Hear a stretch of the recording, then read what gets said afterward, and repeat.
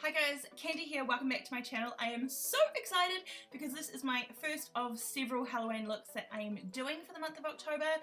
This was sort of a little bit inspired by Chrisspy and also by Alexfaction, but I absolutely love it. It took me about 3 hours, but I'm sure you could do it a little bit quicker if you wanted to.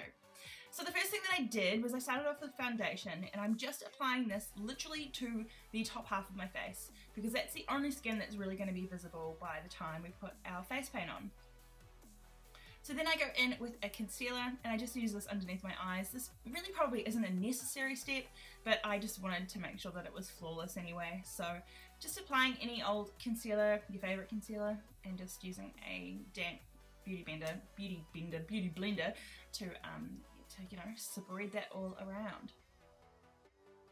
And of course, setting this all down with just my favourite translucent face powder. I'm using the Rimmel, what is this? The matte one, Stay Matte I think it's called. I love this powder, it's an all-time favourite of mine. And then we gotta fleek the brows. So now it's time to do the fleeking of the brows. So again, just use your favourite one or whatever one you have. Now I go into the Huda Beauty Rose Gold palette. I love this palette. I've been using it a lot lately. I don't know why, but I'm just really enjoying this. I'm enjoying the dark red sort of smoky eyes.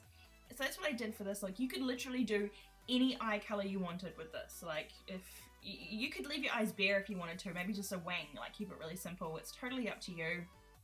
I wanted my eyes to stand out, so because the bottom half of my face is going to be very standout, I wanted my eyes to stand out just as much. So I think it would probably look a little better if you did something quite heavy on the eyes, but if it's not your thing, then you know, you could definitely go a little bit lighter. So I'm literally just taking all the reds, making a transition shade above in the crease, and then packing on the black. Now this black needs a lot of packing, so I cut all that out when I edited it, but there is a lot of packing of the black. And then I just go ahead and take like another dark red again and put this on top of the black, just to make that black a little bit sort of a reddy sort of smoke sort of shade, you know what I'm talking about. And then go in again with the darker red, another dark sort of burgundy red, just to you know, smoke it out a wee bit more. I absolutely love this eye look, oh my goodness. I do this on the regular now because I just love red smoke. And then of course go in with mascara and liner, and now I go and take like the Kat Von D Shade Light, and I'm literally just contouring my forehead because like I say, and like you know from seeing the look, you're not gonna see the bottom half of your face anyway, so I literally just go ahead and just sculpt my forehead. Again, another thing that you probably miss.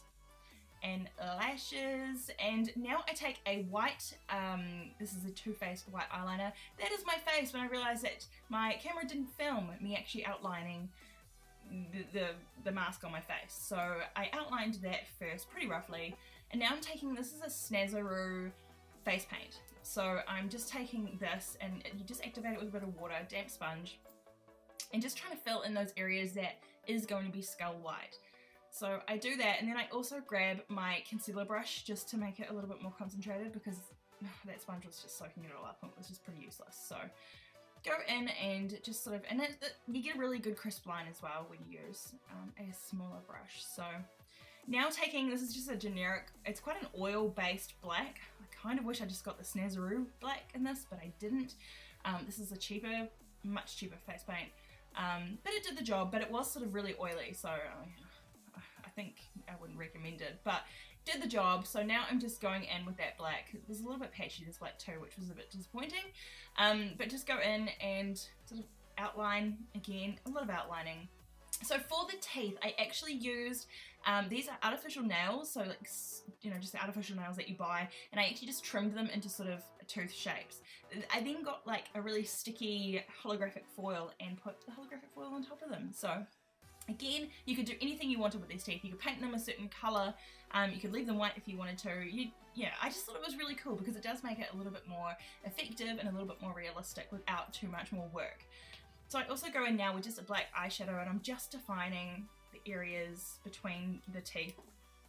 And now with I'm using eyeliner for this actually, so I used eyeliner and a thin eyeliner brush just to carve out more definition, more areas, points of interest, just to make it a little bit more, I guess, realistic looking.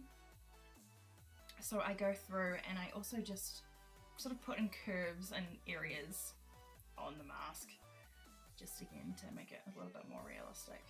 So then again, taking just a pencil brush and my black eyeshadow, now I'm really going to go in and try and define some depth to the mask. So I'm kind of just adding little bits of this black eyeshadow just in certain areas where I think, you know, a skull would sort of morph and form. So doing this makes it a little bit more 3D and a little bit less sort of two-dimensional.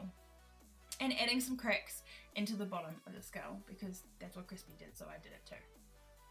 And it's totally okay, guys, to get inspiration from other people. Like, go find quite a few pictures of skulls or even skull face paintings just to get an idea of what to do and where to go and what you like and what you don't like when you create your own. So the last but not least, the fun part, I go and stick like little pearl diamantes and little crystal diamantes sort of randomly all over the mask. I also used that holographic foil and just cut out sort of strips to just define some areas of the mask as well, just to make it more interesting. You could literally glue anything you wanted to your face to make it interesting. And that is it. That is the finished look. I absolutely loved this and I was devastated when I had to take it off. So I hope you guys enjoyed this video. Please give me a big thumbs up. Don't forget to subscribe. You'll be seeing me in the next one.